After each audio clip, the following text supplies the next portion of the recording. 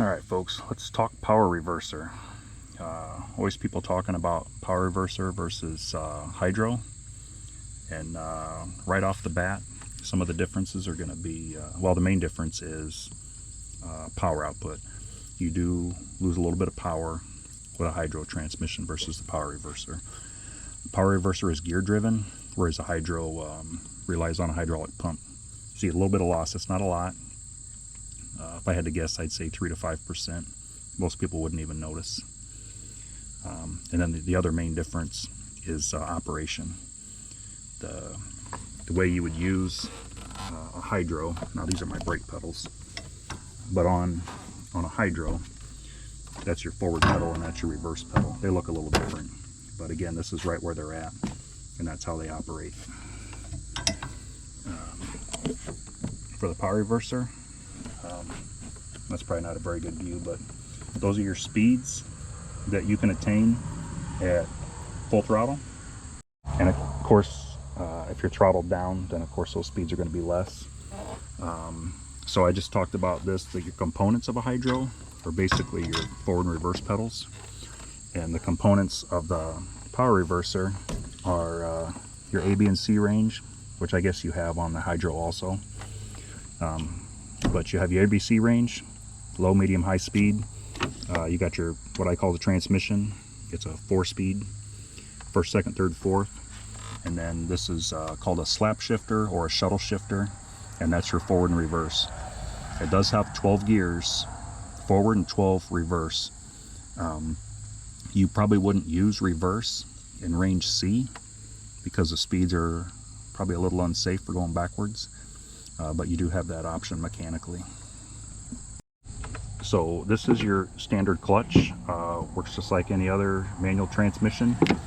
Push in the clutch and it disengages the engine from the transmission. You let it out and it engages. Now this has a neutral. So this is forward, neutral, and reverse. This has a different clutching system. There's a clutch for forward, a clutch for reverse, and then your foot clutch that operate completely independent of each other. So when you're driving, you don't need to use a foot clutch if you don't want to. You can be running in forward, and if you're not moving at too crazy of a speed, you can just pull it like this back into reverse. I'm gonna have to do a voiceover when the tractor's running because it's too loud, but most of the time, almost all the time, this is pretty smooth. It doesn't jerk my tractor. I've heard some people say that it does theirs, but it doesn't on mine. And you can also use these things, these two clutches, you know, with each other. Sometimes if I'm running a bush mower and I'm backing up to a telephone pole that I'm mowing around, sometimes I'll push the clutch in and use my brakes to come to a stop so I don't back into the telephone pole. And then while I've got those pedals down is when I'll shift from reverse back to forward, and then I'll let this clutch out. But again, two completely different clutching systems. Most of the time when I'm doing either loader work or running the brush mower, generally all I do use is this. I really only use the foot clutch going around telephone poles.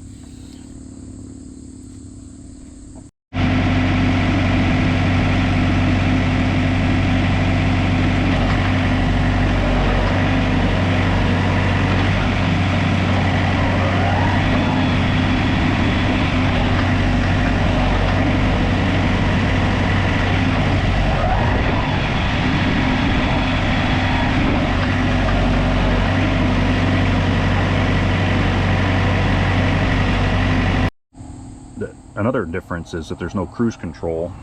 I mean, this is a model, this is a mid-spec, it's not the R. But there's no cruise control because, you know, you got a direct drive transmission. So when you're in gear, you're going the speed that it's going. There's no way to adjust it. So if you're going to do work like running a tiller or a brush mower and you're mowing a long ditch line, in a hydro, you're going to have to set the cruise control. But in a power reverser, you don't need to do that. You set up whatever gear you want to be in. I tend to mow in A3, A4, sometimes B1, depending on the thickness of the grass. But it's, like I said, it's direct drive, so there's no need for cruise control. So one big problem that I shouldn't say problem, one big complaint that people say against the power reverser is that you have to completely stop to shift between A, B, and C. However, you have to do that also with the Hydro, so that's no different. Yeah, sorry if I keep cutting the video on and off. There's been airplanes and motorcycles going by. This 1 through 3, 4, this you can shift on the fly. So if you're going in 1 and you want to speed up to 4, you just push the clutch in, pull it in 4, let out while you're rolling, and it's no different than just pushing the forward pedal farther on your Hydro. So I've been on tractors for 35 years, so I don't really see an issue with shifting gears, and I like the fact that when I put it in a gear, it stays at the exact speed. I did have a Hydro tractor before, a 3 Series, and I was always setting the cruise control when I was running the tiller. The slowest you can go at full throttle, I got my tiller on the back, is 1 mile per hour. That's range A, first gear, and that works fine for me. This is a 44 horse tractor, and it runs 5-foot tiller just fine. But with a Hydro, you can go 0.3, 0.4 mile per hour at full throttle. So that would be an advantage if 1 mile per hour is too fast for whatever you're doing. One other complaint I hear about the power reverser is that it's hard to accelerate in range C from a dead stop to full speed, which is around 18 miles an hour. I'm going to put 2 clips in here. One of them is going to be me setting the throttle at 1700, letting the clutch out in first. Once it attains speed, then I'll shift it to 4th, and I'm running full speed within about 10-15 seconds. And in a Hydro, all you would do is you would just push the pedal down, and you can't jam the pedal down because the pump takes a second to apply power. But I don't know for sure how long it takes a Hydro to get to full speed, but I can get there in a power reverser in, I don't know, maybe 8 seconds, and so I don't see that as being a problem. I'll also put a clip in of me just putting it in C4 and letting the clutch out and getting up to the 18 miles an hour. You do have to slip the clutch a little bit, so that's not the way I do it, but it can be done. It bogs the motor down a little bit. I wouldn't recommend it. I think C1, getting up to full RPM at, well, not full RPM, 1700, getting up to full speed, and then just shifting from 1 to 4 and letting the clutch out slow, and it works just fine for me.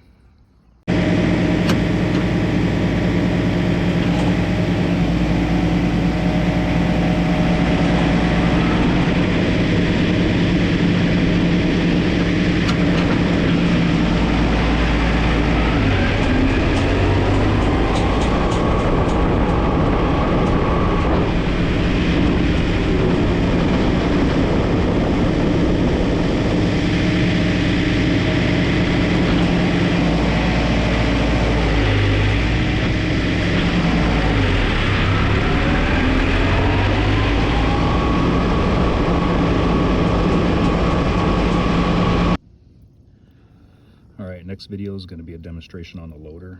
I'm going to come up to a rock pile in B4, come to a complete stop, shift to A4, and then head into the rock pile. With my bucket down, I'm going to scoop up, tilt, and as I'm scooping up, I'm going to hit it in reverse, back away, and then go back to B4 and then drive to where I'm going to dump the rocks. I'm not going to use the foot clutch.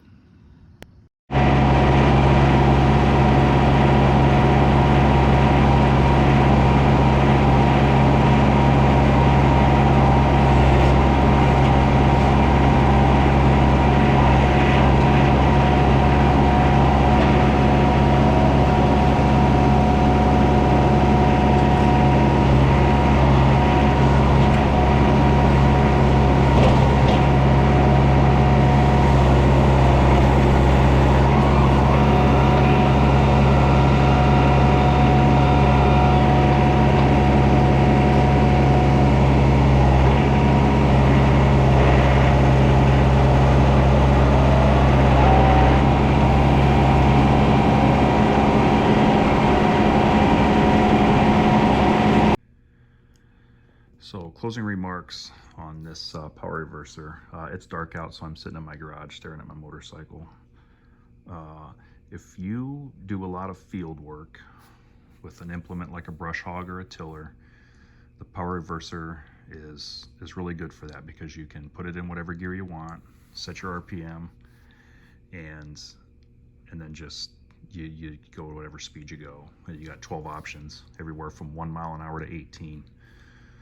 You can still do that with the hydro. You just have to set the cruise if you want to maintain a constant speed. You don't have to set the cruise, but on my 3 Series, I got tired of holding my foot there. And, you know, running a tiller or doing field work, a cultivator or something, you kind of do want to maintain a constant speed so that you get a consistent product from whatever you happen to be doing. If you were doing something in a heavily wooded area and you were doing a lot of starting and stopping and changing speeds, going in and out of trees, then maybe the hydro is the way to go. I will say that it is easier. There's a forward and a reverse pedal in the ABC, and that's all there is to it. So they have their advantages. I'm not going to tell you one's better than the other. I prefer the power reverser because of what I use and what I'm used to. But I'm not going to, you know, sit out here and say, well, the hydro's junk, it's no good, because it does. It works really well. I will say, one time going up a steep hill in my 3 Series, the hydro couldn't keep up. I was in range C, running 16, 17 miles an hour, and the hydro pump bogged down and it cut out. And so I had to slow down to about 12 miles an hour so the hydro could keep up. And once I got to the top of the hill, then I could speed back up to 17. But it was very steep. I'm not just talking about a molehill here.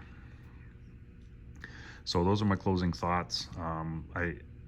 I struggled with the camera angles a little bit. I was trying real hard to have you guys get a good view. But I showed you just shuttle shifting back and forth in B1.